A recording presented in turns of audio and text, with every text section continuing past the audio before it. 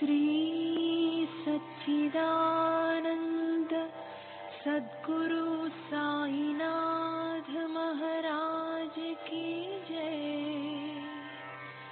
सद्गुरु श्री साईनाथुनि शरद बाबूजी की जय।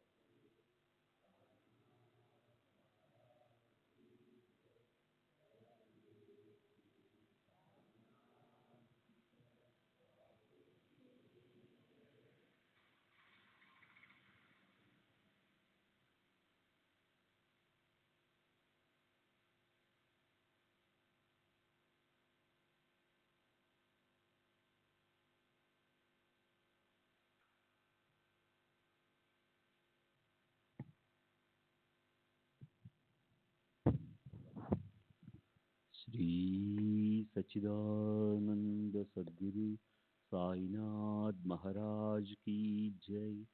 सद्गुरु श्री साईनाथ शरद बाबू जी की जय।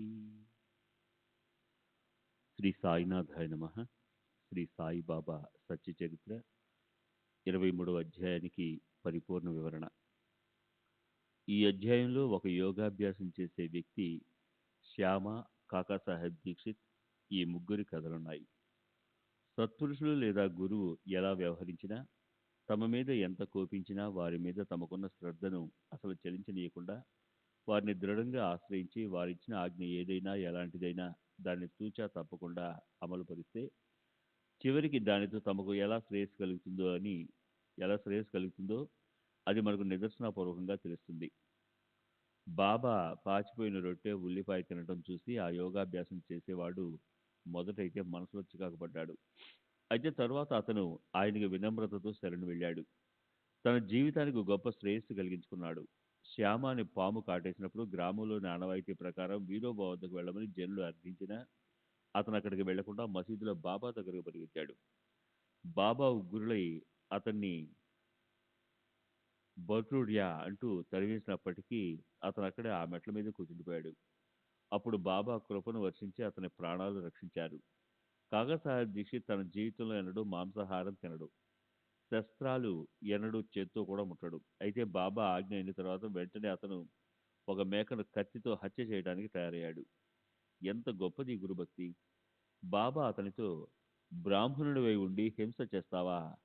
చేయకూడదని మనసులో ఆ ఆలోచన రాలేదా అని ప్రశ్నించినప్పుడు కాకా ఇచ్చిన సమాధానం ఎంతో అమూల్యమైనది. బాబా, మీ అమృత వచనాలే మాకు ధర్మశాసనం.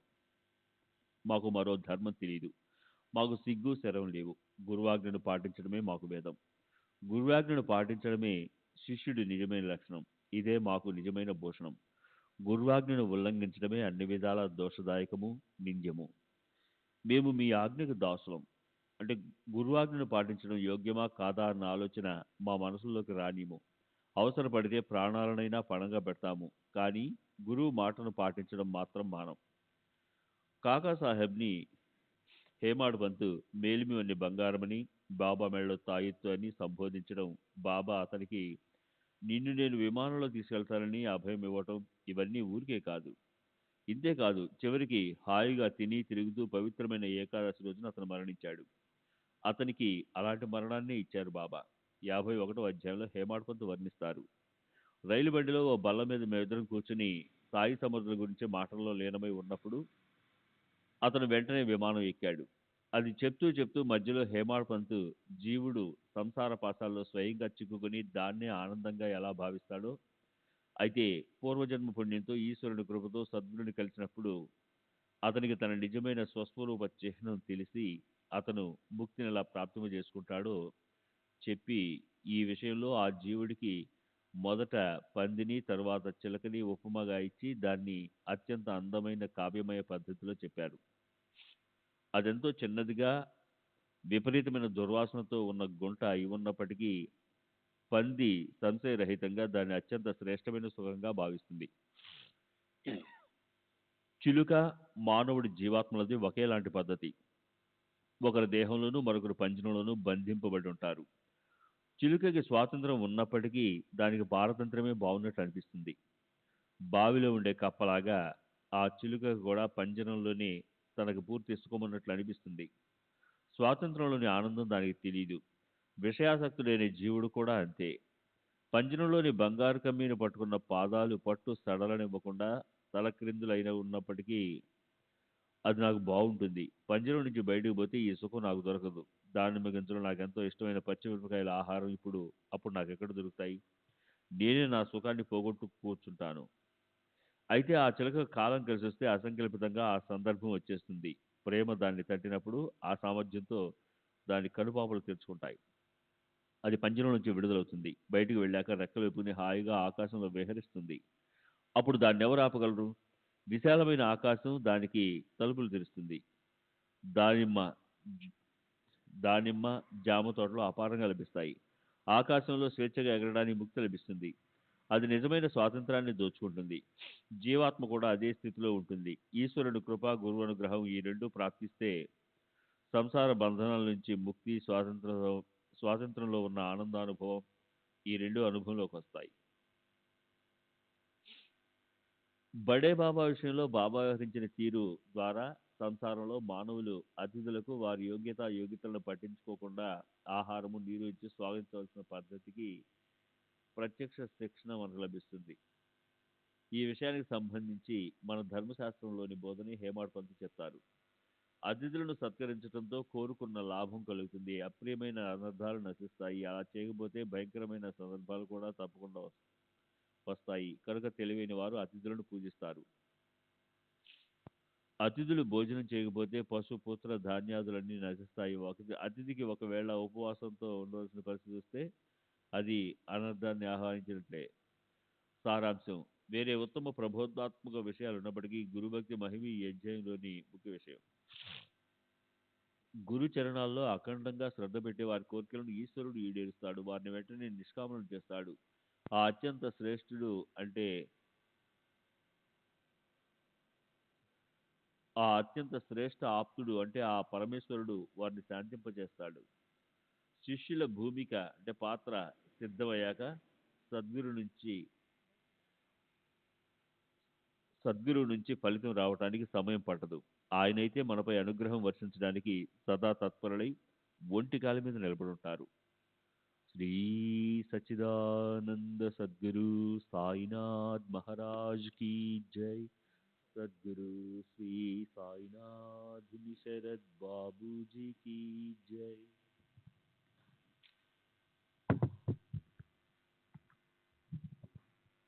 24వ అధ్యాయం వినోద విలసితం హాస పరిహాసాల ఆట. గడిచిన అధ్యాయంలో దయాసాగరులైన శ్రీ సాయినాథులు పరిహాసాలతో వినోదాలతో కూడా ఎలా శిక్షణ ఇచ్చేవారో చెప్తానని మాటిచ్చాను. చెప్తాను అన్నది నేను అనే అహంకారం. నేను అన్నది వదిలేసి సద్గురు చరణాలకు శరణు వెళ్ళాలి. అప్పుడు కథ తనంత తానే చెప్పబడుతుంది. శ్రోతలు దీన్ని ఆదరపూర్వకంగా వినండి.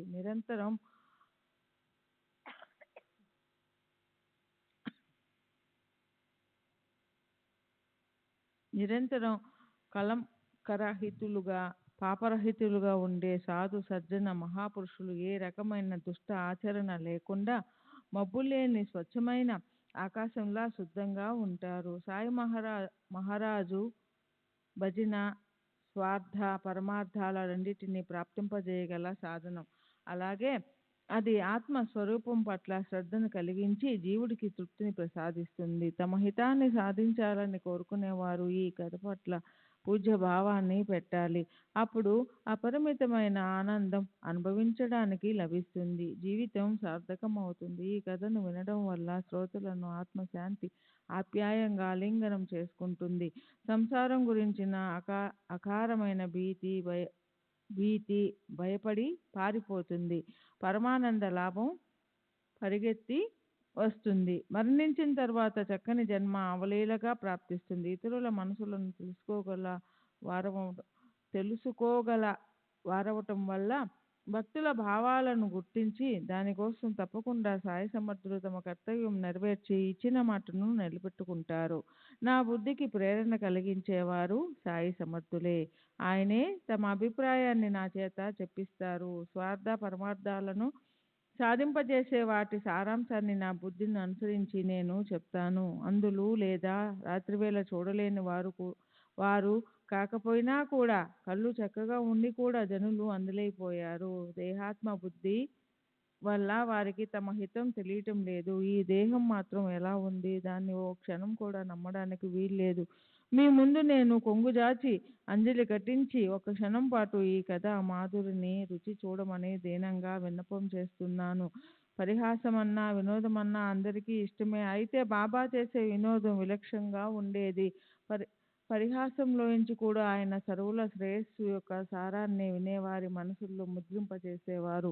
జనులకి తమని ఎగతాళి చేసేవారంటే ఇష్టం ఉండదు. కానీ బాబా వినోదం కోసం మాత్రం అందరూ ఎదురు చూస్తూ ఉండేవారు.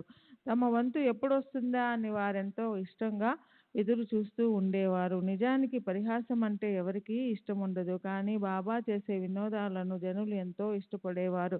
అందులో హావభావాలు అంగ విక్షేపాలు కూడా జత కలిసినప్పుడు దానిలోని ఉద్దేశం వెంటనే సాధింపబడేది.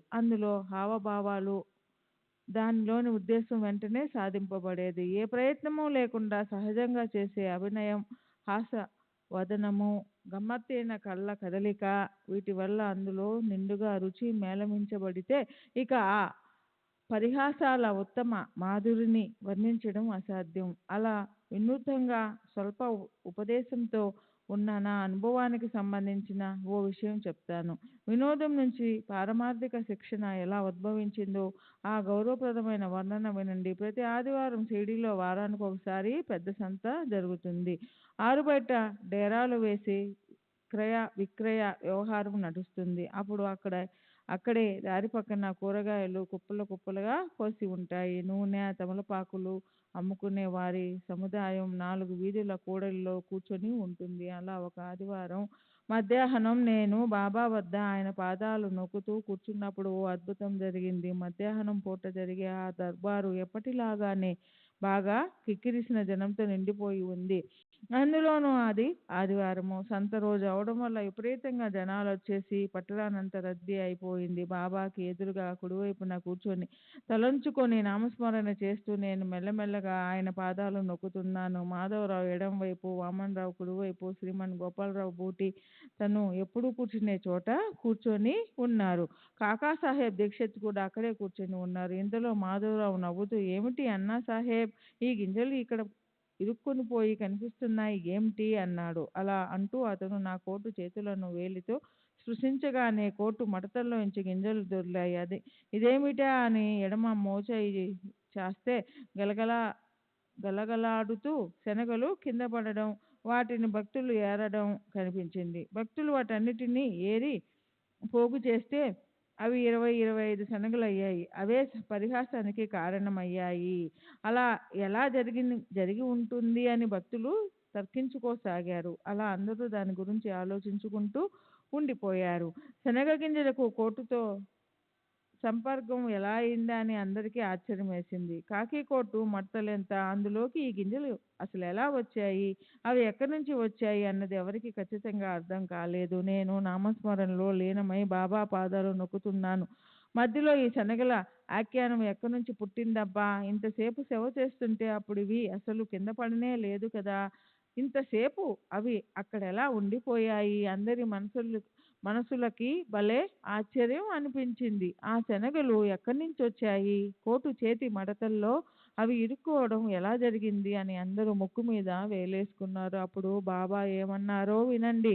బోధించడానికి ప్రతి వారికి వేరు వేరు పద్ధతులు ఉంటాయి. సాయి మహారాజు ఎవరెవరికి ఎలాంటి అర్హత లేదా ప్రగతి ఉంటుందో దాని ప్రకారం శిక్షణ ఇస్తూ ఉంటారు. ఆయన పద్ధతి విలక్షణమైనది. ఆయన తరహా చాలా సరదాగా ఎప్పుడు గుర్తుంచుకునే విధంగా ఉండేది. వేరే చోట ఇలాంటివి చూడడం లేదా వినడం అనే అనుభవం నాకు లేదు. బాబా అన్నారు, ఈ హేమాడ్ పంత్కి ఒక్కడే హాయిగా తినడం అనే చెడ్డ అలవాటుంది. ఈ రోజు సంత రోజు అవడం చూసుకొని బాగా శనగలు తిని వచ్చాడు. ఒక్కళ్ళే ఒంటరిగా తినడం మంచిది కాదు. కానీ ఇతని అలవాటు నాకు తెలుసు. ఈ శనగలే అందుకు సాక్ష్యం. దానికి ఊరికి ఆశ్చర్యపడడం ఎందుకు? అందుకు నేను ఇలా అన్నాను, ఎవరికి పెట్టకుండా ఒక్కనే తినాలని నాకు అసలు అనిపించదు. ఈ దురలవాటు ఉందన్న నింద నాపై వేసినా అది నాకు అంటదు. బాబా, నేను ఈరోజు ఈ క్షణం వరకు షిరిడీలో సంతను అసలు చూడనే లేదు. అసలు అక్కడికి వెళ్తే కదా శనగలు తీసుకోవడం, ఇక తినడం అనేది ఆ తర్వాత సంగతి. శనగలు ఒంటరిగా తినడం అంటే ఇంకెవరికైనా ఇష్టం ఉంటుందేమో, కానీ నాకు అలాంటి అలవాటు లేదు.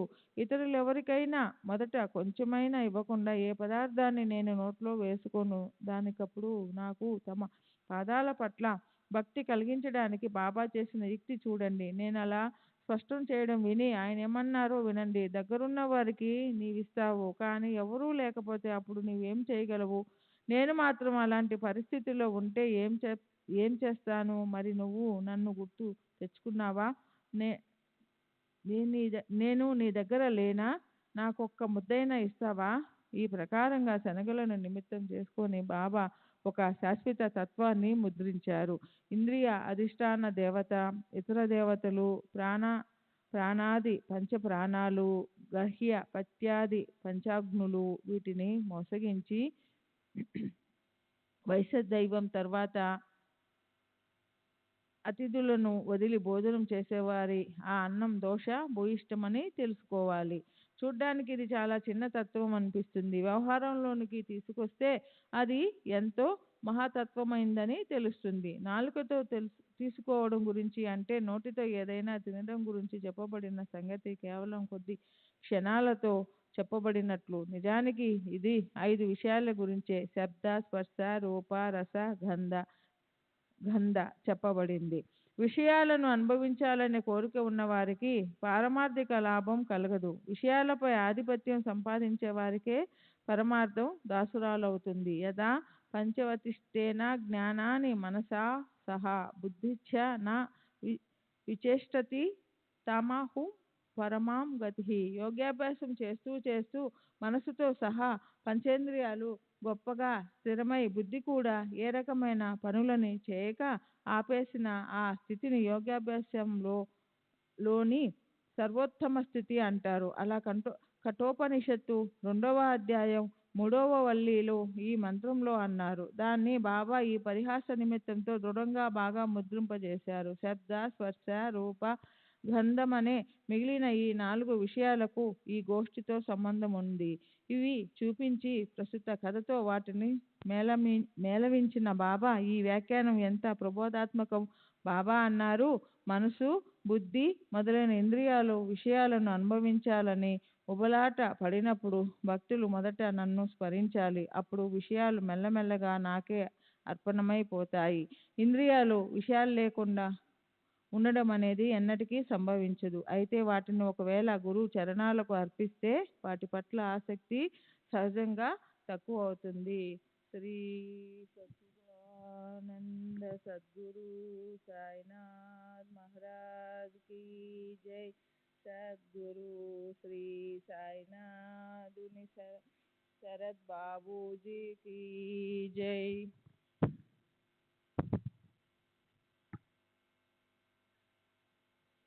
శ్రీ సచ్చిదానంద సద్గురు సాయినాథ్ మహారాజ్ की जय. సద్గురు శ్రీ సాయినాథుని శరత్ బాబూజీకి జై. అప్పుడు ఆ విషయాలు మెల్లమెల్లగా నాకే అర్పణమైపోతాయి. ఇంద్రియాలు విషయాలు లేకుండా ఉండటం అనేది ఎన్నటికీ సంభవించదు. అయితే వాటిని ఒకవేళ గురుచరణాలకు అర్పిస్తే వాటి పట్ల ఆసక్తి సహజంగా తక్కువ అవుతుంది. ఏదైనా ఇచ్చ ఉత్పన్నమైనప్పటికీ దాన్ని నా విషయంలోనే పెట్టుకోవాలి. కోపం వస్తే నాపైనే కోపించాలి. అభిమానం, దురగ్రహం ఇత్యాదులను కూడా భక్తులు నా పాదాలకే సమర్పించాలి. కామ, క్రోధ, అభిమానం మొదలైన వృత్తులు ఒకవేళ తీవ్రంగా చెలరేగి వచ్చినప్పటికీ వాటిని ఒక్క నాకే గురిపెట్టి సూటిగా వదలండి. ఈ ప్రకారంగా క్రమక్రమంగా అలా మనోవృత్తులను శ్రీహరి నశింపచేస్తాడు. కామ క్రోధ అభిమానాలని విషపూరిత త్రికుటాల తరంగాలను గోవిందుడు దూరం చేస్తాడు. అంతేకాక ఈ క్షుబ్ధ మనోవృత్తులు నా స్వరూపంలో లయమవుతాయి, లేదా అవి నా స్వరూపంగానే అయిపోతాయి, నా వద్ద శాంతిస్తాయి. అలా అలవాటైతే మనోవృత్తి తానే శక్తిహీనమవుతుంది. కాలం గడిచే కొద్దీ అది నిర్మూలించబడి మనోవృత్తి శూన్యమవుతుంది. గురువు అన్ని వేళలా దగ్గరే ఉన్నారన్న భావన మనసులో దృఢంగా ఉన్న వారికి విషయాలు ఆ ప్రకారంగా ఎన్నటికీ బాధ కలిగించవు. అలాంటి చక్కటి భావన నాటుకున్న చోట సంసార బంధనాలు విడిపోయినట్లు తెలుసుకోవాలి. ప్రతి విషయంలోనూ గురువు ప్రకటమైనట్లయితే, లేదా విషయాల రూపంతో గురువు స్వయంగా నటించినట్లయితే అప్పుడు విషయానుభవాలను ఎంత స్వల్పంగా తీసుకున్నా అప్పుడు బాబా ఎంతో దగ్గరలో ఉన్నారన్న భావన మూలంగా ఆ విషయాలు అనుభవించటానికి యోగ్యమైనవా అయోగ్యమైనవా అన్న ఆలోచన మనసులో చెలరేగుతుంది. అయోగ్యమైన విషయాలు సహజంగానే అణిగిపోతాయి. వ్యసనపరులైన భక్తుల వ్యసనాలు తొలగిపోయి దృఢ అభ్యాసంతో మనసు మూలంలోకి మళ్ళితే సేవింపదగని విషయాలను అనుభవించటం వారికి ఇష్టమనిపించదు. అప్పుడు వారు విషయాలను ఆధీనంలోనికి తీసుకోవటానికి తత్పరులవుతారు. వేదాలు ఈ సమస్త నియమాలకు మూలస్థానం. అందులోని నియమాలను అనుసరించి వారు విషయాలను సేవిస్తారు, విశృంఖలంగా ప్రవర్తించరు. అలా మనసుకు అభ్యాసమైతే విషయాల గురించిన ఆలోచన క్షీణిస్తుంది. గురుభజనతో ప్రీతి ఉత్పన్నమై శుద్ధజ్ఞానమనే అంకురం మొలకెత్తుతుంది. తరువాత శుద్ధజ్ఞానం పెరిగిందంటే దేహబుద్ధి అనే బంధనం తెగిపోతుంది. అప్పుడు అదే బుద్ధి అహం బ్రహ్మలో, నేనే బ్రహ్మ అంటే పరమేశ్వరుని అన్న ఆలోచనలో మునిగి అనేక రకాలుగా సుఖం ప్రాప్తిస్తుంది. ఈ దేహం క్షణభంగురమే అయినప్పటికీ దానివల్ల పరమ పురుషార్థం సాధ్యమవుతుంది. ప్రత్యక్షంగా మోక్షం కన్నా కూడా శ్రేష్టమైన భక్తి యోగం లభిస్తుంది.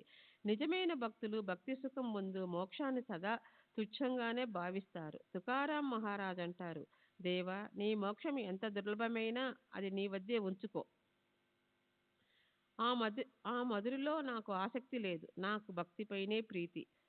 వేరే అభంగంలో ఆయన భక్తి కోసం దైవాన్ని నన్ను గర్భావస్థ సౌఖ్యంలో పడేయ్ అని విన్నపం చేసుకుంటాడు. ఏకనాథ్ మహారాజు కూడా ఇలా అంటారు: మళ్ళీ మళ్ళీ పుట్టి పండరీపురాన్ని చూస్తాను. 4 పురుషార్థాలకు పైనుంటుంది ఆ 5వ పురుషార్థం మెట్టు. భక్తి యోగానికి సాటి ఏదీ లేదు. భక్తి తరహా అలౌకికంగా అలౌకికంగా ఉంటుంది. గురుసేవతో కృతార్థులైన వారికే దానిలోని మర్మం చక్కగా తెలుస్తుంది. వారే పరమార్థాన్ని ప్రాప్తింప చేసుకుంటారు. గురువు, దేవుడు వీరిలో భేదం చూసేవారు మొత్తం భాగవతమంతా చదివినా భగవంతుణ్ణి చూడనే లేరు. సంపూర్ణంగా రామాయణాన్ని చదివినా రాముడికి సీత ఏమవుతుందో వారికే తెలియదని తెలుసుకోవాలి. కనుక వేరు అన్న భావంతో చూడటం మానేసి గురువు, దేవుడు ఒకటే అని తెలుసుకోవాలి. దోషరహితమైన గురుసేవ లభిస్తే అప్పుడు విషయాల పట్ల లాలస సమూలంగా నశిస్తుంది. చిత్తం శుద్ధంగా పాపరహితంగా అవుతుంది. పవిత్రము, తేజోమయము అయిన ఆత్మస్వరూపం ప్రకటమవుతుంది. మనసులో ప్రబల ఇచ్చ కలిగితే అప్పుడు శనగలు తీయటం అనేది బాబా చేతిలో పని. అంతేకాదు, రెప్పపాటులో ఆయన దానికంటే కూడా విలక్షణమైన లీలను చూపగలరు. లోకంలో ప్రసిద్ధమైన కనికట్టు చేసే గారడివాడు కేవలం కడుపు నింపుకోవటం కోసం ఎముక ముక్క తిప్పి ఆకర్షణతో మోహంలో పడేసే పదార్థాలను సృష్టిస్తాడు. అయితే సాయినాథులు అలౌకికమైన గారడివారు. ఆయన ఆట ఎంత సమర్థవంతం! మనసు కనిపిస్తే ఒక్క క్షణంలో లెక్కలేనన్ని శనగలు తీయగలరాయన. అయితే ఈ కథాసారం ఏమిటో మనం విచారిద్దాం. పంచ విషయాల్లో దేన్నైనా సరే బాబా లేకుండా సేవించరాదన్న శిక్షణను మనసుకిస్తే అప్పుడు ఇచ్చిపుచ్చుకునే వ్యవహారాల్లో ప్రతిసారి సాయి చరణాలే గుర్తొస్తాయి. నియమానుసారం విషయ సేవనం చేయటంపైనే ఉంటుంది లక్ష్యం. శుద్ధబ్రహ్మ యొక్క సగుణమూర్తి కళ్ళ ఎదుట ఖచ్చితంగా ఉంటుంది. భక్తి, ముక్తి, విరక్తి ఉదయిస్తాయి. పరమశ్రేష్ఠ అవస్థ అంటే మోక్షప్రాప్తి అవుతుంది. అనురాగ కాంతి కిరణాలను మానవాళిపై విసిరే బాబా రూపాన్ని కళ్ళతో చూస్తే సంసారంలోని ఇచ్ఛా వాసనలు నశించిపోతాయి. ఐహిక సుఖాల స్పృహ అస్తమించి మనసును తృప్తి లభిస్తుంది. శ్రీ సచ్చిదానంద సద్గురు సాయినాథ్ మహారాజ్ కీ జై. సద్గురు శ్రీ సాయినాథ్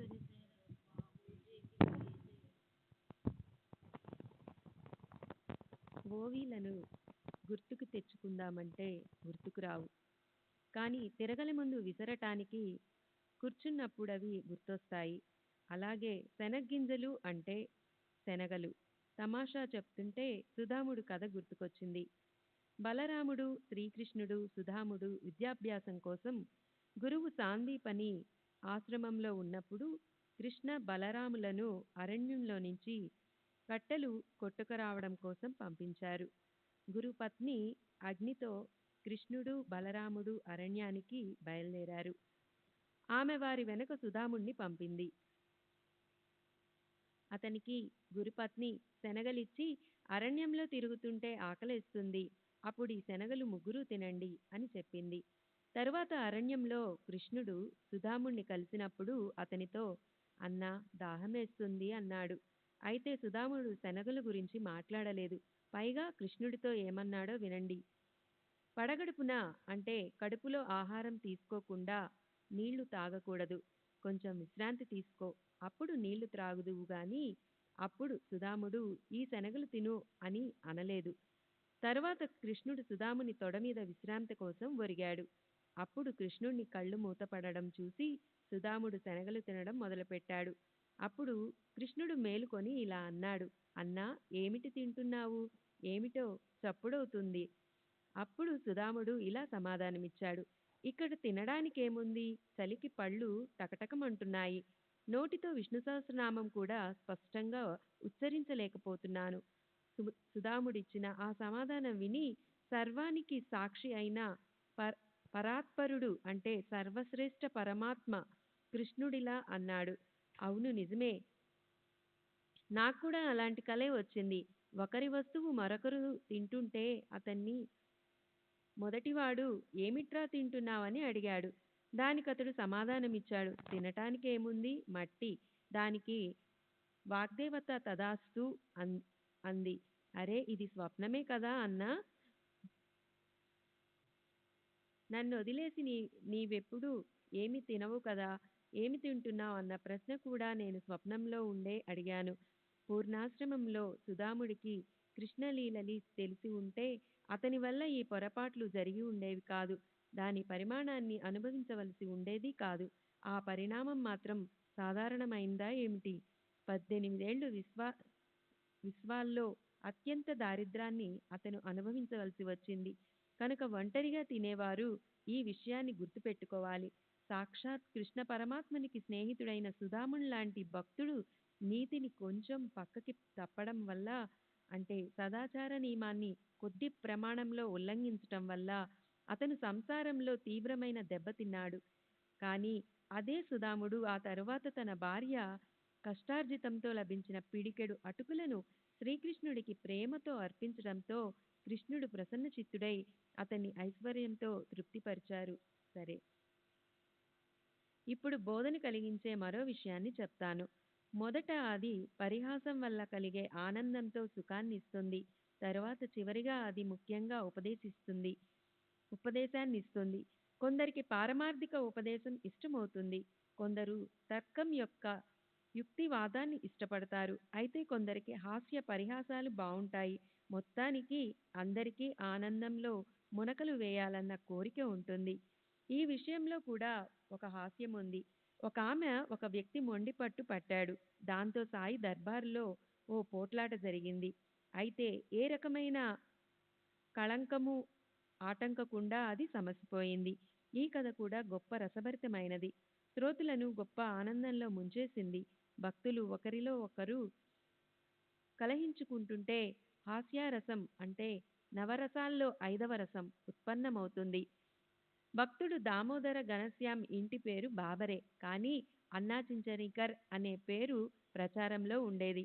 అతనికి బాబా మీద అపరిమితమైన ప్రేమ. అతని స్వభావం కలహపూరితంగా, కఠినంగా, మొరటుగా ఉండేది. అతను ఎవరినీ లెక్క చేసేవాడు కాదు. అతని యోగ్యం కానీ అయోగ్యం కానీ అతను స్పష్టంగా, బాహాటంగా, ఏమాత్రం మొహమాటం లేకుండా నిక్కచ్చిగా మాట్లాడేవాడు. దాని పరిమాణం హితకరమైనదా అహితకరమైనదా అని పట్టించుకునేవాడు కాదు. అన్నా స్వభావం ఎంత కఠినమో అంతనంత సజ్జనుడు, సత్వగుణం కలవాడు. అతని తల మీద గుళ్లతో నిండి పేలేందుకు సిద్ధంగా ఉన్న తుపాకీ ఉందా అన్నట్లుండేది. దాని చెవుల్లో ప్రేలుడు పదార్థాన్ని పెట్టగానే వెంటనే మంటలు చెలరేగేవి. ఏ పనైనా సరే అతను హడావిడిగా చేస్తుంటాడు. అందులో వాయిదా వేయడం అనేదే ఉండేది కాదు. ఎవరిని లక్ష్యం చేసేవాడు కాదు. అందరితో నిర్మోహమాటంగా వ్యవహరించేవాడు.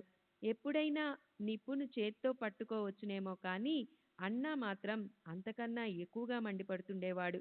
అలా ఉన్నప్పటికీ అతని స్వభావం ఎంతో నిష్కపటంగా ఉండేది. అందుకే సాయిబాబాకి అతడంటే ఎంతో ప్రేమ. శ్రీ సత్యానంద సద్గురు సాయినాథ్ మహారాజ్ కీ జై.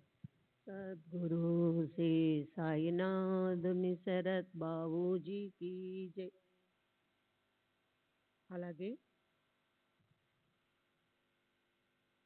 ఓ రోజు మధ్యాహ్నం మసీదులో కిటకిటలాడే దర్బార్లో బాబా తమ ఎడమ చేతిని కటకటాలపై పెట్టి కూర్చుని ఉన్నారు. బాబా తటస్థంగా కూర్చుని ఉన్నారు. ఎవరికీ తెలియకుండా భక్తుల్లో కలహాలు రగిల్చి, వారి అలకలు కోపతాపాలు తీర్చి, చివరికి ఇరువైపులా వారికి నచ్చచెప్పి వారిని శాంతింపచేసేవారు బాబా. కొందరు భక్తులు బాబా పక్కటెముకలు నొక్కేవారు. కొందరు ఆయన పాదాలను శుతిమెత్తముగా నొక్కేవారు. కొందరు వీపు, కడుపు నొక్కుతూ బాబాకి నానా రకాల సేవలు చేస్తుండేవారు. బాబా బాలబ్రహ్మచారి ఊర్ధ్వతస్కులు, అంటే మరణ పర్యంతరం స్త్రీ సంగమ చేయని నని నియమం పెట్టుకున్న, లేదా మారుతిలాగా వీర్యం ఎన్నడూ స్ఖలనం కాకుండా నిరంతరం పైనే ఉన్నటువంటి వారు. శుద్ధాచారం కలవారు. పురుషులను, స్త్రీలను అందరినీ సేవ చేయనిచ్చేవాడు. అన్న కటకటాల బయట ముందుకి వంగి బాబా ఎడమ చేతిని నొక్కుతున్నాడు. కుడివైపు పరిస్థితి ఎలా ఉందో ప్రశాంత చిత్తంతో వినండి. ఇక్కడ బాబా చరణాల్లో అనన్య భక్తి ఉన్న ఓ స్త్రీ ఉంది. ఆమెను బాబా ఆయి అంటే అమ్మ అని పిలిచేవారు. ఇతరులు ఆమెను మావిసిబాయి అంటే పిన్ని అనేవారు. ఆమె అసలు పేరు వేణుబాయి, ఇంటి పేరు కౌజల్గి. ఆమెకు సాయి చరణాల్లో చెప్పలేనంత గౌరవభావం ఉండేది. అన్న వయసు అన్న వయసు 50 దాటి ఉంటుంది. బోసినోరు. మావిసిబాయి కూడా వయసు పైబడిన ఆవిడే. వీళ్ళిద్దరి మధ్య ఓ గొడవ వచ్చి పడింది. అన్న తన భార్యతో సహా బాబా సేవ చేస్తున్నారు. మావిసిబాయి వితతువు. బాబా కడుపుని చంకల కింద రెండు పక్కల నొక్కుతుంటే ఆయన ఉచ్ఛ్వాసనిచ్చారు నిలబట్టలేక రొప్పుతున్నారు. మావిసిబాయి మనసు నిర్మలమైనది. సాయిబాబా సేవ చేయటానికి ఆమె తన శక్తినంతా ఖర్చు పెడుతుంది. రెండు చేతులు కలిపి బాబా కడుపుని ఆమె మర్దన చేయసాగింది. వెనక వీపు నుంచి ముందు పొట్ట వరకు బాబాని రెండు చేతులతో పట్టుకుని మజ్జిగ చిలుకుతున్నట్లు ఆమె మర్దన చేయసాగింది. బాబా కూడా ఆ ఊ అనటం లేదు. తమకేమీ బాధ లేనట్టున్నారు. ఆ నొక్కటం కూడా చాలా విలక్షణ పద్ధతిలో ఉంది. ఈపుకి కడుపుకి ఈపుకు కడుపు అంటుకుపోతుంది. ఇదంతా మావిసిబాయికి బాబా మీద ఉన్న ప్రేమే అయినప్పటికీ చూసేవారి మనసులో మాత్రం అంటే బాబా చర్యానికి ఏం బాధ కలుగుతుందో అనిపించింది. చూసేవారి మనసుల్లో మాత్రం దయ్యే కలిగింది. అయితే తమ మీదున్న ఆ నిష్కపట ప్రేమను చూసి బాబా కూడా భక్తులు తమను నిరంతరం గుర్తించుకుని వారి శ్రేయస్సు కలగాలని ఆ, ఈ ఇన్- ఈ అనుపమ సేవను స్వీకరించారు. మనకు సత్పురుషుల సహవాసం లభించటానికి మనదేమంత గొప్ప తపశ్చర్యని. అయితే సాయి దీనులను నిస్సంశయముగా ప్రేమించేవారు. ఆయన భక్తులను ఉపేక్షించరు. ఆమె ఆ ఒత్తటంలో ఎంతటి నేర్పు. బాబా కింద పైన కదిలిపోతున్నారు. మావిసిబాయి కూడా అలాగే ఊగిపోతుంది. ఇది నిజంగా అద్భుతమైన సేవా పద్ధతి. అన్న ముందుకు వంగిపోయి ఉన్నారు, కానీ కదలటం లేదు. ఆ స్త్రీ తన సేవలో ఎంతో లీనమైపోయి ఉంది. అందువల్ల ఆమె ముఖం కిందకి మీదకి కదులుతుంది. అప్పుడు ఏం జరిగిందో చూడండి. సాయి సేవ అనే ఆనందంలో కడుపు మర్దిస్తూ పైకి కిందకి కదులుతున్నప్పుడు ఈ స్త్రీ ముఖం అన్నా ముఖం ఎదురుగా వచ్చింది. సమయం చూసి అసలే గొప్ప ఆశస్ఫోరకం గల మావిసిబాయి ఇలా ఉంది. ఏమిటి అన్నా ఈ సరసం? నన్ను ముద్దివ్వమంటున్నావా? తల నెరిసిపోయిన నీకు నన్ను ముద్దు పెట్టుకోవటానికి సిగ్గనిపించటం లేదా? మావిసిబాయి అలా అనగానే అన్న తన సొక్కా చేతిని పైకి ముడుచుకుని, నేనెంత ముసలివాడినైనా మరీ అంత మూర్ఖుని పిచ్చివాడినా? నువ్వే మోహంతో మోహం నీవే నువ్వే మోహంలో మోహం పెట్టి నాతో కయ్యానికి తయారయ్యావు. బాబాకి ఇద్దరి పట్ల మనసులో ప్రేమ ఉంది. వాళ్ళ తగులాట కోసం చూసి ఇద్దరిని శాంతింపచేయటానికి ఆయన ఒక మంచి యుక్తి చేశారు. ఆయన ప్రేమగా ఇలా అన్నారు. అరే అన్నా, ఊరుకో, ఎందుకలా గొడవ చేస్తున్నావు? తల్లిని ముద్దు పెట్టుకోవటంలో తప్పేముందిరా? అది విని ఇద్దరూ తమ మనసుల్లో సిగ్గుపడ్డారు. పరిహాసపు మాటలు తమ వద్దే ఉండిపోయాయి. ప్రేమపూర్వకమైన ఆశం ఇవ్వెత్తున వెగిసింది. పరిహాసం అందరికీ ఇష్టమే. చూడబోతే ఇది చాలా చిన్న విషయం, కానీ మర్మాన్ని తెలుసుకున్న శ్రోతలు దీని మాధుర్యాన్ని రుచి చూస్తారు. అప్పుడు వారికి బాబా అనేక రకాల పద్ధతులు భక్తులను వారి వారి స్థానాల్లో మౌనంగా ఎలా కూర్చోబెట్టేవారో తెలుస్తుంది. అమ్మకి పిల్లలపై ఉండే ప్రీతి లాంటి ప్రేమ భావన ఈ ఇద్దరిలో ఉంటే ఈ కలహం అసలు పుట్టేదే కాదు. క్రోధ భావన కలిగేదే కాదు. కొరడాతో కొడితే తీవ్రంగా నవ్వు రావటం, పూలని వర్షిస్తే బాగా ఏడుపు రావటం, మనసులో పెళ్ళుకే శోక ఆనంద తరంగాలు మనోకల్పం మీద లేదా తెలివి మీద ఆధారపడి ఉంటాయి. ఆ అనుభవం ఎవరికీ రాలేదు. నిజంగా బాబా యుక్తి చాలా గొప్పది. సరైన సమయానికి ఆయన యోగ్యం మాట్లాడతారు. దానివల్ల వినేవాడి మనసును అనిపిస్తుంది. దాని నుంచి వాళ్ళు బోధన స్వీకరిస్తారు. శ్రీ సచ్చిదానంద సద్గురు సాయినాథ్ మహారాజ్ की जय. सद्गुरु श्री साईनाथ निसरत बाबूजी की जय.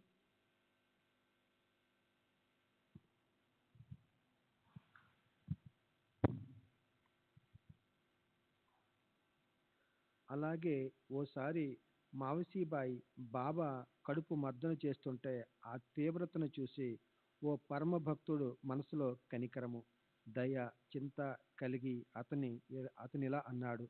అమ్మా, దయచూపు, ఇదేనా దేహాన్ని మర్దన చేసే పద్ధతి? హృదయములో కొద్దిగా దయచూపు, బాబా నరాలు తెగిపోగలవు. ఈ మాటలు చెవిన పడగానే బాబా తమ చోట్లో నుంచి లేచి చేత్తో తమ సట్కా ఎత్తి దాంతో భూమి మీద గట్టిగా కొట్టారు. బాబా కోపం పట్టరానంతగా అయింది. మండే అగ్నికణాల్లా మెరిసే ఆయన కళ్ళు గుండ్రంగా తిరుగుతుంటే ఆయన ఎదుట ఎవరు నిలబడగలరు? చీకట్లో మెరిసే మార్జాల నయనాల్లా బాబా కళ్ళు పగటివేళ మెరవసాగాయి. ఆ కళ్ళల్లోని జ్వాలతో అప్పుడు సకల సృష్టి దగ్ధమైపోతూ దగ్ధమైపోతుందన్నట్లయింది. అప్పుడు ఆయన సటక ఒక కొనని రెండో చేత్తో పట్టుకొని తన కడుపులోకి లోతుగా గుచ్చి రెండవ చివరిని స్తంభానికి ఆనించి స్తంభాన్ని గట్టిగా కౌగిలించుకున్నారు. సటక ఒకటింపావు అడుగుల పొడుగుంటుంది. అది పూర్తిగా కడుపులోకి పోయి కడుపు పగిలిపోయి బాబా ప్రాణానికి ముప్పు వస్తుందా అనిపించింది. స్తంభం పూర్తిగా భూమిలోకి ఉంది. అదేం కదులుతుంది? బాబాయే దానికి బాగా దగ్గరగా జరుగుతూ జరుగుతూ పోయారు. ఆయన స్తంభాన్ని దృఢంగా పట్టుకున్నారు. చూసే వాళ్ళ మాత్రం నోళ్లు వెళ్ళబెట్టారు. అప్పుడు కడుపు పగిలిపోతుందని ముక్కు మీద వేళ్ళేసుకున్నారు. బాబోయ్, ఎంత అసంభవం ఈ సందర్భము! ఎంత భయంకరమైన సంకటం వచ్చి పడింది! ఈ అనర్థానికి ఇదే ఉపాయము అని ఆ ప్రకారంగా లోకులు చింతించసాగారు. ఈ పిన్ని వల్ల ఎంత కష్టం వచ్చి పడింది. కానీ భక్తులకు అధీనంగా ఉండటం బాబా నియమం కదా. ఎప్పుడైనా ఎవరైనా సేవ చేస్తున్నప్పుడు మధ్యలో ఎవరైనా ఆ సేవ అయోగ్యమైనదని అన్నా లేదా సేవ చేసేవారిని ఏమైనా అన్నా బాబాకి ఇష్టం ఉండేది కాదు. ఆ ప్రేమిక భక్తుడి మనసుకి బాబాకి బాధ కలుగురాదని అనిపించి మావసీబాయికి ఏదో సూచన ఇస్తే దాని పరిణామం ఎలా ఎందుకవ్వాలి? సరే, ఇప్పుడు దేవుడికి కరుణ కలిగింది. సాయిబాబా మనసులో శాంతి అంకురం తొడిగింది. ఆ భయంకరమైన ఆలోచనను వదిలి ఆయన తమ ఆసనం మీదకొచ్చి కూర్చున్నారు. బాబా మీద ప్రేమ ఉన్న ఆ భక్తులు బాబా కరుకు స్వభావాన్ని చూసి తమను తాము సరిదిద్దుకున్నారు. ముందు ముందు ఎలా వ్యవహరించాలో బాగా నేర్చుకున్నారు. అప్పటి నుంచి సేవ చేసే వారి మార్గానికి అడ్డుపోరాదని, ఎవరి మనసుకి తోచినట్లు వారిని సేవ చేయనివ్వాలని వాళ్ళు నిశ్చయించుకున్నారు. సాయి సమర్థులు స్వయంగా శక్తిమంతులు. సేవ చేసేటప్పుడు ఎవరిని అడ్డు పెట్టాలో, ఎవరిపై కృప చూపి వారిని మనసారా సేవ చేయనివ్వాలో ఆయనకి బాగా తెలుసు. సేవ చేసే వారి గుణావగుణాలు ఎందుకు చూడాలి?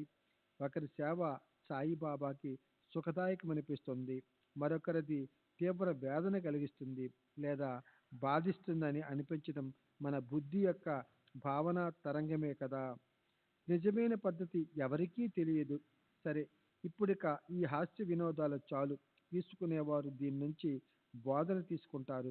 సాయి కథారుచిని, అది గుబాలించే సుగంధ పరిమళాలను భ్రమర రూప భక్తులు సేవిస్తారు. హేమంత్ పంత్ సాయి చరణాల్లో లీనమైనాడు. రాబోయే అధ్యాయం దీనికన్నా శ్రేష్టమైనది. కరుణాసాగరులైన సాయిబాబా భక్త దామోదరుని ఇచ్చ నెరవేరుస్తారు. అది కూడా ఓ గొప్ప చమత్కారం. దామోదర్ సంకటాలతో బాగా పడిపోయాడు. అతన్ని తమ ఎదుటకు పిలిపించుకుని అతని మనసులోని అస్వస్థతను బాబా నివారిస్తారు. సర్వులకి శుభమస్తు. ఈ ప్రకారంగా సత్పురుషులు సజ్జనులు ప్రేరణ కలిగించిన భక్త హేమాడ్ పంత్ రచించిన శ్రీ సాయి సమర్థుల సత్యచరిత్రలోని వినోద విలసిత అనే పేరు గల 24వ అధ్యాయం ముగిసింది. సద్గురు శ్రీ సాయినాథర్పణమస్తు. శుభం భవతు. 24వ అధ్యాయం పరిపూర్ణ వివరణ. ఈ అధ్యాయములో సాయిబాబా వినోద ప్రవృత్తి గురించి 2 అత్యుత్తమ ఉదాహరణలు వచ్చాయి. సాయిబాబా వినోదానికి నిలయము. చిన్నతనం నుంచి ఆయనకి వినోదము లేదా పరిహాసాలంటే చాలా ఇష్టము. హేమాడ్ పంత్ మొదట 4వ అధ్యాయము 130వ ఓవిలో పరిహాసాలాడే ఆ పిల్లవాడు ఏదో ఓ కథ చెప్పారని చెప్పే ఉన్నారు కదా. ద్వారకామాయిలో మహల్సాపతి, తాత్యా పాటిల్ రాత్రిపూట పడుకోవడానికి వచ్చేవారు. వారితో బాబా ఎప్పుడు ఉత్తుత్తిగా పోట్లాడేవారు. వాళ్ళ ముగ్గురు తమ కాళ్ళను ఒక చోట పెట్టి తలలు మూడు వైపులా పెట్టి నిద్రించేవారు. అప్పుడప్పుడు బాబా అకస్మాత్తుగా లేచి ఒకరి పాదాలు మరొకరి ఛాతీ మీద, మరొకరి పాదాలు ఇంకొకరి ఛాతీ మీద, ఎవరి పాదాలో తెచ్చి తమ దేహం మీద పెట్టేవారు. ప్రొద్దున లేవగానే ఇలా ఎవరు చేశారా అని వారిలో వారు అనుకునేవారు. అప్పుడు బాబా పకపక విరగబడి నవ్వేవారు. ఎప్పుడైనా తాత్య గుర్రు పెడితే బాబా లేచి అతన్ని బోర్లా వెల్లికెలా అలా అటు ఇటు త్రిప్పి అతని తల నొక్కేవారు. తరువాత మహల్సపతి సాయం తీసుకుని అతన్ని గట్టిగా పట్టుకొని అతని వీపు కూడా మర్దన చేసేవారు. బాబా తాత్యాలు మామ మేనల్లా వ్యవహరించేవారు. దానివల్లే తాత్యాతో బాబా కొంటిగా వ్యవహరించేవారు. అతనికి చక్కెలి గింతలు పెట్టడము, అతనితో ఉప్పుల కప్ప ఆడటం, కుస్తీ పట్టడం లాంటి చిలిపి వ్యవహారాలు ఎప్పుడూ ఉండేవే. అదేవిధంగా 36వ అధ్యాయంలో తమ గారాల భక్తుల్ని బాబా బుగ్గగిల్లటం అయితే మన అందరికీ తెలిసినదే. ఎవరితోనైనా మాట్లాడేటప్పుడు, కథలు చెప్పేటప్పుడు, రోగాలు నయం చేస్తున్నప్పుడు, ఉపదేశం చేస్తున్నప్పుడు కూడా బాబా నిరంతరం దరహాస చంద్రికలు వెదజల్లుతూ పరిహాసాలు చేసేవారు. వారితో ఇలా అనేవారు: సంసారములో దుఃఖాలు, కష్టాలు ఎప్పుడు వస్తూనే ఉంటాయి. మనం ఊరికే ఏడుస్తూ మొహం మార్చుకొని చింతాగ్రస్తులమై మరింత దుఃఖాన్ని ఎందుకు కొని తెచ్చుకోవాలి? కించిత్తైనా బాధపడకూడదు. సదా ఆనందభరితంగా ఉండాలి. మరణ పర్యంతం చింత పెట్టుకోరాదు అనేదే బాబా నిత్యము ఇచ్చే ఉపదేశము. బాబా వినోదం నిజంగా అలౌకికమైనది. అభినయంతో పాటు చిలిపిగా మందహాసాలొలికిస్తూ ఆయన ఎంతో యోగ్యమైన పదజాలంతో సందర్భోచితంగా ఎంత చక్కటి వినోదం చేసేవారంటే భక్తులు నవ్వు ఆపుకోలేకపోయేవారు. సామాన్యంగా తమని హాస్యాలు పట్టించటం ఎవరికీ ఇష్టముండదు. కానీ బాబా పరిహాసాలు ప్రేమ తొణికిసలాడుతూ ఏదో రకమైన శిక్షణ ఇచ్చేందుకు ఉద్దేశింపబడటంతో భక్తులకు అవి ఎంతగానో నచ్చేవి. ఈ అధ్యాయంలో అహ్మద్ పంతని శనగల మీద హాస్యం పట్టించి ఒంటరిగా తినటం మంచిది కాదని చెప్పి బాబా ఆయనకే కాదు అక్కడున్న భక్తులందరికీ కూడా ఎంతో గొప్ప తత్వాన్ని నేర్పించారు. విషయాలను అనుభవించాలనే కోరిక ఉన్న వారికి పారమార్థిక లాభం కలుగుతుంది. విషయాలపై ఆధిపత్యం వహించిన వారికి పరమార్థం దాసురాలవుతుంది. యథా పంచతిష్టనే జ్ఞానాన్ని మనసా సహా అన్న కఠోపనిషత్తు 2వ అధ్యాయంలోని 3వ మంత్రాన్ని బాబా ఈ వినోద నిమిత్తంతో ఇంకా బాగా ముద్రింపజేశారు. అలాగే అన్నా చించినికర్, మావసీభాయిల కలహాన్ని బాబా తల్లిని ముద్దు పెట్టుకోవడం అనుచితమని ఎందుకు అనుకుంటావు అని పరిహాసంగా మాట్లాడి అందరినీ నవ్వించి తొలగించారు. నిజంగా బాబా యుక్తి చాలా గొప్పది. సరిగ్గా సమయానికి తగ్గట్టు ఆయన మాట్లాడుతారు. దానివల్ల వినేవాడి మనసుపై శాంతి జల్లు కురుస్తుంది. దాని నుంచి వారు బోధన స్వీకరిస్తారు. సారాంశం: బాబా వినోదం శ్రోతలకు కేవలం మనోరంజకంగా ఉండటమే కాక దానిలో అందరికీ హితకరమైన బోధే ఉండేది. కనుక బాబా నుంచి అనుభవాలను పొందిన భక్తులు ఆయన మాటలను కేవలం వినోదమని వదిలేయకుండా వారి మనసుకెలా నిశ్చయం కలిగేది. సాయిబాబా వాణితో వినోదము ఉండని లేకపోని అది ఎప్పుడూ వ్యర్థం అవ్వదు. బాబా మాట్లాడే ప్రతి అక్షరములోనూ అర్థమనే భాండారమే ఉంటుంది. శ్రీ సచ్చిదానంద సద్గురు సాయినాథ్ మహారాజ్ కీ జై. సద్గురు శ్రీ సాయినాథుని శరత్ బాబూజీకి జై.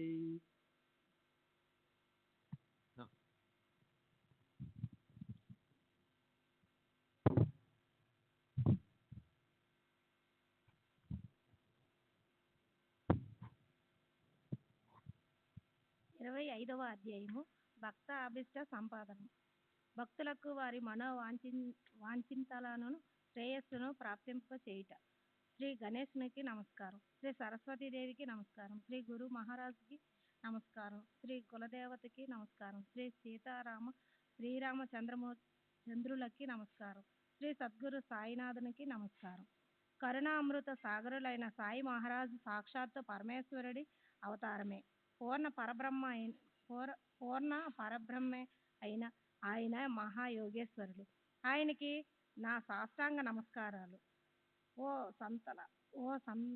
సంతలామ, మంగళధామ, ఆత్మారామ, సాయినాథ మీకు జయకారాలు.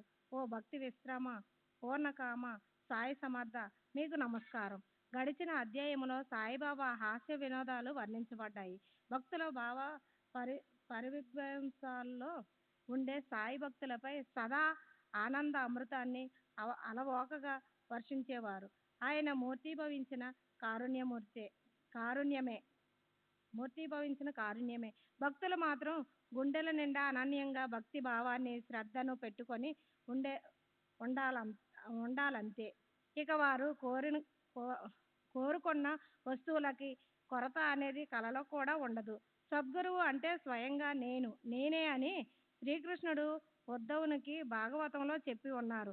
ఆయన మీద విశ్వాసం పెట్టుకోవటాన్నే అనన్య భక్తి అంటారు. శ్రీ సాయి సచ్చరిత్ర వ్రాయాలని నా మనసులో ఓ కోరిక కలిగింది.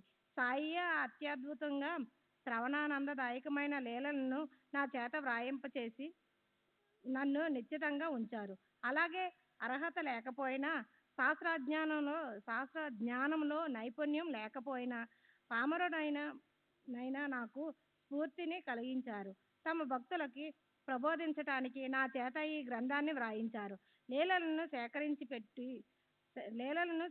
పెట్టు అని నాలాంటి అజ్ఞానికి ఆజ్ఞ లభించినప్పుడే నా మందబుద్ధికి ధైర్యము, జ్ఞానము అనే సంపద కలిగింది. ఉత్తమ గుణాలలో అలరారే సాయి తమ భక్తులను ఉద్ధరించటానికి తమ కథలను తామే సేకరింపచేస్తారని అప్పుడే నాకు ధైర్యం వచ్చింది. అలా కాకపోతే మరి ఈ వాణిలో లీలలను వ్రాయగలిగే సాహసం నేను చేయగలిగేవాడినా? ఈ చరిత్రామృత రసవాహిని అంటే మహాత్ముల చరణ ప్రసాదమనే పాయసమే. ఉడికించిన అన్నంలో పాలు, చక్కెర మొదలైనవి వేసి తయారు చేసిన పరమాన్నం. ఈ సాయి సచ్చరిత్ర అంటే భక్తుల కోసం ఏర్పరిచిన సాయి కథలనే అమృత చలివేంద్రమే. దాన్ని వారు ఇష్టం వచ్చినంతగా త్రాగి సాయి కృపతో సంసారం అనే బడబానలపు తాపాన్ని నివారించుకోవాలి. ఇది చరిత్ర కాదు, సోమకాంత చంద్రమణి.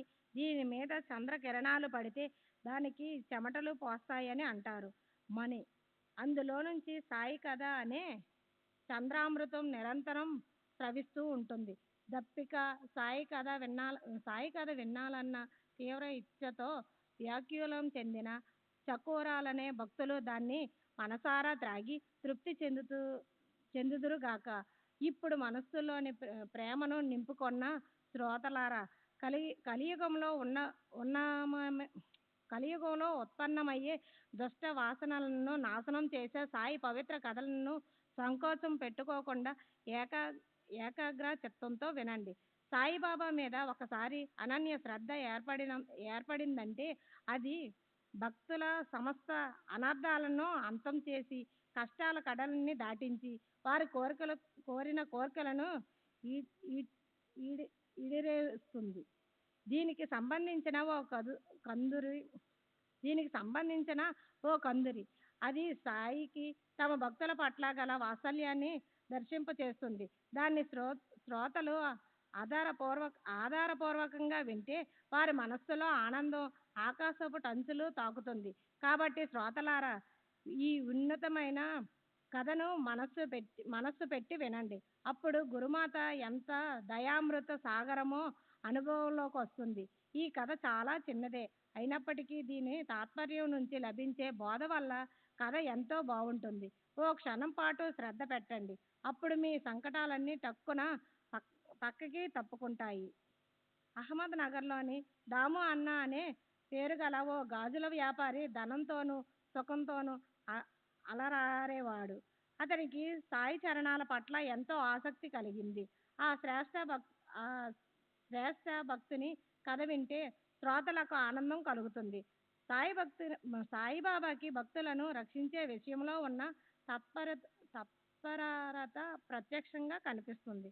ప్రతి సంవత్సరము జరిగే శ్రీరామనవమి ఉత్సవ సమయంలో 2 అతి పెద్ద కొత్త జెండాలను షిరిడీ గ్రామంలో ఊరేగిస్తారు. ఇది లోకంలో అందరికీ తెలుసు. అందులో ఒకటి నానాసాహెబ్ నిమోన్కర్దైతే రెండవది దాము అన్నది. అలా ఎన్నో సంవత్సరములుగా భక్తితోనూ ప్రేమతోనూ పెట్టుకున్న నియమం ఆగకుండా నడుస్తుంది. దాము అన్నకి 2 భార్యలు, కానీ సంతతి మాత్రం లేదు. తరువాత సాయిబాబా ఆశీస్సులతో వారికి పుత్రులు కలిగారు. ఆ పుత్రుడి నిమిత్తం దాము అన్న రామనవమి ఉత్సవానికి జెండాలు సమర్పిస్తానని మొక్కుకున్నాడు. అప్పటి నుంచి ప్రతి సంవత్సరము జెండాల ఊరేగింపు జరగటం ప్రారంభమైంది. ఆ ఊరేగింపుకి ఏర్పాట్లన్నీ కోండీబా అనే వడ్రంగి ఇంట్లో జరిగేవి. అక్కడ నుంచి వాద్య ఘోషాలతో ఈ జెండాలు గ్రామంలో ఊరేగిస్తారు. అప్పుడు పొడుగైన ఆ జెండాలు మసీదు 2 వైపులా కట్టేవారు. ఆ ప్రకారంగా గొప్ప సమరభావంతో ఆ ఉత్తమ మహోత్సవం ప్రతి సంవత్సరము జరుగుతుంది. అలాగే అక్కడికి వచ్చే ఫకీర్లకి, భిక్షగాళ్ళకి కడుపు నిండా భోజనం పెట్టి దాము షావుకారు రామనవమి నియమంగా చేసేవాడు. ఆ దాము అన్న కథను శ్రోతల కోసం వర్ణిస్తాను. దాన్ని శ్రద్ధగా వింటే సాయిబాబా సామర్థ్యం వారికి తెలుస్తుంది. బొంబాయిలో ఉన్న దాము అన్న మిత్రుడు అతనికో లేఖ వ్రాశారు. మనం బాహాటంగా స్పష్టంగా 2 లక్షలు లాభం కలిగి అతి లాభకరమైన వ్యాపారం చేద్దాం. మనమిద్దరం అందులో భాగస్థులుగా ఉందాం. మనమిద్దరం చెరొక 1,00,000 సంపాదించుకుందాం. వెంటనే ఉత్తరం రాయి. ఈ వ్యాపారంలో ఎంతో నిఖార్సు అయింది. ఈ విషయంలో ఎలాంటి భయము అవసరం లేదు. ఈసారి ప్రతి కొందాం. వెంటనే దాని ధర పెరుగుతుంది. సరైన సమయంలో క్రయ విక్రయాలు చేయకపోతే ఆ తర్వాత మనం పశ్చాత్తాపపడవలసి వస్తుంది. ఆ అవకాశాన్ని ఊరికే పోనీయకూడదని అన్న మనసుకు ఆతృత కలిగింది. అతనికి ఆ మిత్రుడిపై మంచి విశ్వాసం ఉంది. కానీ నిశ్చితమైన ఆలోచన లేకపోవడం వల్ల వ్యాపారం చేయాలా వద్దా అని అన్న మనసుకి చింత పట్టుకుంది. దేవా, ఇదేమవుతుంది, ఎలా అవుతుంది? ఇదే అతని మనసులో సంశయం. దాము అన్న సాయి గురువుకి శిష్యుడు. అతను బాబాకి ఉత్తరం వ్రాశాడు. మాకు స్వాతంత్ర బుద్ధి లేదు. మీరే మాకు రక్షకులు. నాకు ఈ వ్యాపారం చేయాలనిపిస్తుంది. కానీ దానితో నాకు లాభం కలుగుతుందో నష్టం కలుగుతుందో దయచేసి చెప్పండి. లేక మాధవరావుకి పంపించి దానిలో మాధవరావుని ఇలా అడిగాడు. దీన్ని బాబాకు చదివి వినిపించి ఆయన ఆజ్ఞ ఏమిటో నాకు తెలియ చెప్పండి. నాకైతే ఈ వ్యవహారం బాగున్నట్లు అనిపిస్తుంది. మర్నాడు మధ్యాహ్నం 3:30 గంటలకు మధ్య ఆ పత్రం మాధవరావు చేతిలో పడింది. అతను దాన్ని మసీదుకి తీసుకువెళ్ళి బాబా చరణాలపై పెట్టాడు. అప్పుడు బాబా, ఏంటి శ్యామ, ఎందుకు ఆ హడావిడి? ఎందుకు ఈ కాగితం పాదాలపై పెట్టావు అని అడిగారు. శ్యామ, నగర్లో ఉండే దాము షావుకారు మిమ్మల్ని ఏదో అడగాలనుకుంటున్నాడు అన్నాడు. బాబా, ఏంటి? ఏం రాశాడు? ఏం పథకం వేశాడు? అతను ఆకాశాన్ని అందుకోవాలని చూస్తున్నట్లు నాకు అనిపిస్తుంది. దైవం ఇచ్చినది అతనికి చాలినట్లు లేదు. సరే, అతని ఉత్తరం చదువు అన్నారు. శ్యామ ఇలా అన్నాడు. బాబా, ఇది నిజంగా దాము అన్న అక్షరాలా మీరన్నట్లే వ్రాశాడు. దేవా, మీరిక్కడ హాయిగా కూర్చుంటారు. అక్కడ భక్తుల అశాంతిని రేకెత్తిస్తారు. వారి మనసుకి ఏదైనా రేకెత్తిస్తారు. శ్రీ సచిదానంద సద్గురు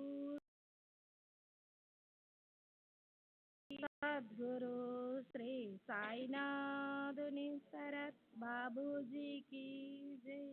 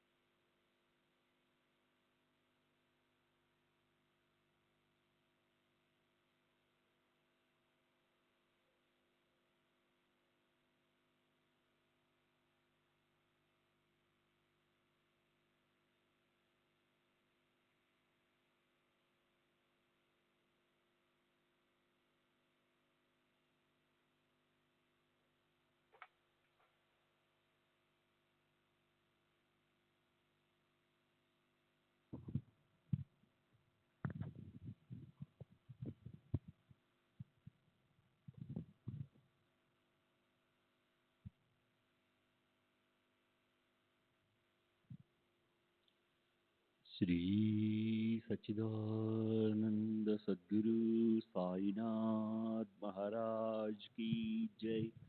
सद्गुरु श्री साईनाथ शरद बाबू जी की जय। साई रहम नजर करना, बच्चों का पालन करना। साई रहम नजर करना, बच्चों का पालन करना। जाना तुमने जगत पसारा, सब ही झूठ जमाना। जाना तुमने जगत पसारा, सब ही झूठ जमाना। साई रहम नजर करना, बच्चों का पालन करना। साई रहम नजर करना, बच्चों का पालन करना। मैं अंधा हूँ बंदा पुकार, मुझसे पथ दिखलाना। मैं अंधा हूँ बंदा पुकार, मुझसे पथ दिखलाना। साई रहम नजर करना, बच्चों का पालन करना। साई रहम नजर करना, बच्चों का पालन करना। दास गणों कहे अब क्या बोलूं, थक गई मेरी रसना। दास गणों कहे अब क्या बोलूं, थक गई मेरी रसना। साई रहम नजर करना, बच्चों का पालन करना। साई रहम नजर करना, बच्चों का पालन करना, रहमो नजर करो अब मोरे साई, तुम बिना नहीं मुझे माँ बाप भाई, रहमो नजर करो मैं अंधा हूँ बंदा तुम्हारा, मैं अंधा हूँ बंदा तुम्हारा, मैं ना जानू मैं ना जानू अल्लाह इलाही, रहमो नजर करो, रहमो नजर करो अब मोरे साई, तुम बिना नहीं मुझे माँ बाप भाई, रहमो नजर करो काली जमाना मैंने गमाया, काली जमाना मैंने गमाया, साथी आखिर का साथी आखिर का साथी आखिर का, तुम बिना कोई, रहमो नजर करो, रहमो नजर करो अब मोरे साई, तुम बिना नहीं मुझे माँ बाप भाई, रहमो नजर करो अपने मस्जिद का झाड़ू गड़ो है, अपने मस्जिद का झाड़ू गड़ो है, मालिक हमारे मालिक हमारे मालिक हमारे, तुम बाबा साई, रहमो नजर करो, रहमो नजर करो अब मोरे साई, तुम बिना नहीं मुझे माँ बाप भाई, रहमो नजर करो।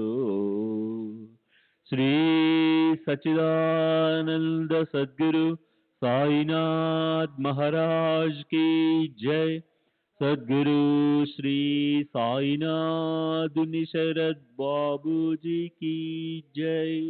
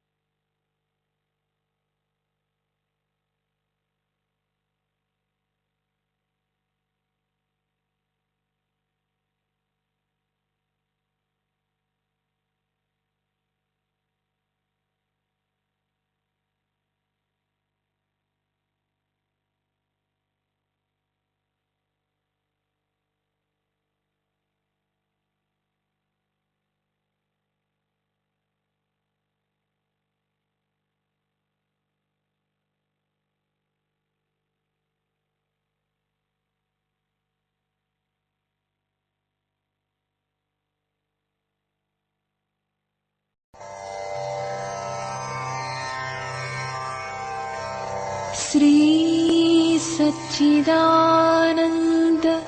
सद्गुरु साईनाथ महाराज की जय। सद्गुरु श्री साईनाथुनि शरद बाबू जी की जय।